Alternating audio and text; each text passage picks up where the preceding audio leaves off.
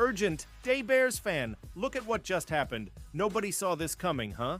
But first, make sure to subscribe to the channel because we bring you daily videos with the latest your team news, and don't forget to turn on notifications so you don't miss anything. Bears Insider hints Joe Thuney may not stick around beyond 2025. Last month, the Chicago Bears traded for Joe Thuney from the Kansas City Chiefs. It was a move many saw as mutually beneficial.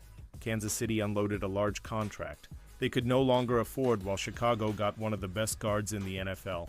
There was one lingering concern. Thuney is in the last year of his deal. He needs an extension. Most felt the Bears would move to give him one, probably along the lines of 2 years so that it would line up with Caleb Williams' rookie deal. However, Jeff Hughes of Day Bears blog recently poked some holes in that idea. He revealed the Bears might have serious interest in North Dakota State standout Gray Zabel going into the draft, believing he has the makings of a standout guard. This is somewhat puzzling since they already appear set at both spots with Thuney and Jonah Jackson. It was hinted strongly that one of them would likely be gone by next year, and since Jackson just signed an extension, it isn't difficult to put 2 and 2 together. Is he in play for the Bears? Not at the top of round 1, of course, but potentially at the top of the second round. The Bears wouldn't need Zabel to start in September. He'd provide depth and protection for a veteran unit with a starting spot all but guaranteed at the start. Of 2026 texted a scout about Zabel and got this response, not as polished a prospect as some suggest. But our coaching staff loves tough guys, and that's what he is. Moving on from Joe Thuney wouldn't be shocking. After all, the Bears have already shown a willingness to do this. Last year, they traded a 4th-round pick to the Los Angeles Chargers for wide receiver Keenan Allen. They started him for that season and then let him walk in free agency, not entertaining the idea of keeping him. This suggests they always saw him as a quality rental for one season, with plans to move forward with Rome Odunze as the primary receiver alongside DJ Moore. It isn't crazy to believe they may plan to employ the same strategy with Thuney. Nobody disputes that he is still an excellent blocker. The problem is he turns 33 this year. Chicago may not want to pay upwards of $20 million per year for his services, knowing there is a potential drop-off looming in the near future. Instead, they likely hope he can stabilize the interior protection long enough for them to find a long-term solution. Somebody like Zabel or Tyler Booker in the second round would make loads of sense. Some fans won't like giving up 4th-round picks for one-year solutions, but the reality is most selections in that range never pan out anyway.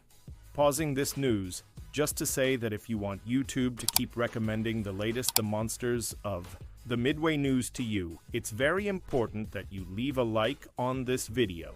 Thanks, now let's get back to the news.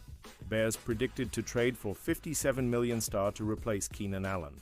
The Chicago Bears have made a flurry of roster moves over the past month to account for the departure of Keenan Allen and fortify their receiving core, but they could still make another one via trade before the NFL draft arrives. Allen remains unsigned, but his chances of returning to Chicago appear slim after the Bears signed contracts with wide receivers Olamide Zaccheaus, Devin Duvernay, and Miles Boykin during the first waves of NFL free agency. The Bears also have veteran DJ Moore and 2024 first-round pick Rome Odunze returning for the 2025 season. Even still, the Bears are constructing a new offense under the direction of first-year head coach Ben Johnson, who built a reputation as an offensive guru in Detroit. That's why CBS Sports' Cody Benjamin predicts the Bears could become a landing spot for Eagles tight end Dallas Goedert if Philadelphia tries to offload him on the trade market. Cole Kmet is fairly accomplished at tight end in the Windy City, but he's also had bouts of inconsistency, Benjamin wrote. Goedert could help offset the loss of Keenan Allen, and he's got a probable backer in the front office, as assistant general manager Ian Cunningham worked for the Eagles when Goedert was drafted. How much value would Dallas Goedert trade add? If the Eagles want to move Goedert, and general manager Howie Roseman took a non-committal stance when asked about it recently, the Bears could make a call given Cunningham's connections to him and Johnson's desire to add more playmakers. How much value would a 30-year-old Goedert genuinely add to the Bears, though? Goedert has 349 receptions for 4,085 yards and 24 touchdowns over his 7 seasons with the Eagles and has demonstrated a reliable pair of hands, finishing with a career-high catch percentage 88 in 2024. When healthy, he has the potential to function as a primary passing target for an offense deserving of multiple targets every game. The problem is Godert struggles with the when healthy part. He has played just one full season in his 7-year career as a rookie in 2018 and has missed 15 games over the past 3 seasons alone for the Eagles, a fact at the center of his trade speculation. The 30-year-old tight end is also relatively expensive. The Eagles would lose roughly $3 million in cap space, dealing him away this offseason per over the cap, which means an acquiring team would remain on the hook to pay him about $76 million in the final year of his $57 million contract. That same team, however, would add a $83 million cap charge to their 2026 books during a void year in which Godert is no longer on the roster. In other words, the Bears would likely need to extend Godert in addition to giving up assets to acquire him in a trade, and that's far from advisable at this stage in his career. Bears are better off targeting a TE in 2025 NFL Draft. The Bears may not have any interest in adding another veteran tight end to their roster in either free agency or through the NFL trade market. After all, starter Cole Kmet will return while the team also signed veteran blocking tight end Durham Smythe in March. The Bears, however, could still prioritize the position in the 2025 NFL Draft if they find an appropriate prospect who suits the needs of Johnson's retuned offensive scheme. The Bears have 4 picks in the first 3 rounds of this month's draft and could look to supplement the tight end position with any one of them. They might even consider using their top selection, number 10 overall, on one of the most formidable talents in the class, in Penn State's Tyler Warren, a projected first-round pick and polished player. If the board does not fall in a way that favors a big swing at the position, the Bears may also wait until day 3 of the draft with the intent to target a tight end who qualifies as more of a project.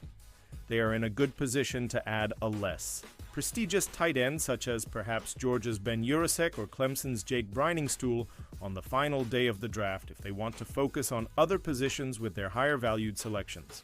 Either way, the Bears would likely get better long-term value out of drafting a new tight end than trying to trade for a veteran such as Godert.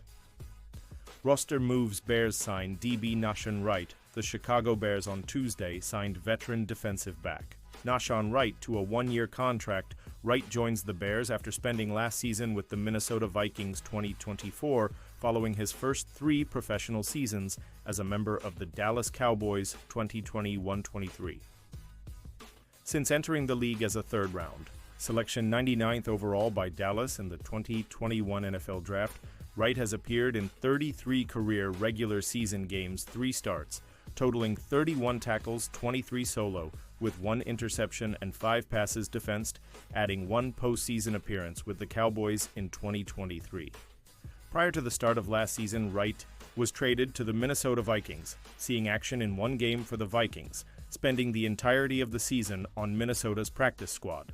A native of East Palo Alto, California, Wright started 16 of 18 games played over 2 seasons at Oregon State University 2019-20, registering 64 tackles, including 1 sack with 5 interceptions and 11 passes defensed, earning honorable mention all-conference recognition following the condensed 2020 season.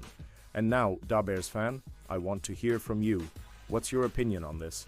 Drop your thoughts in the comments. I don't know if you know this, but your opinion matters a lot for Da Bears. I'll be back any moment with more. The monsters of the Midway News.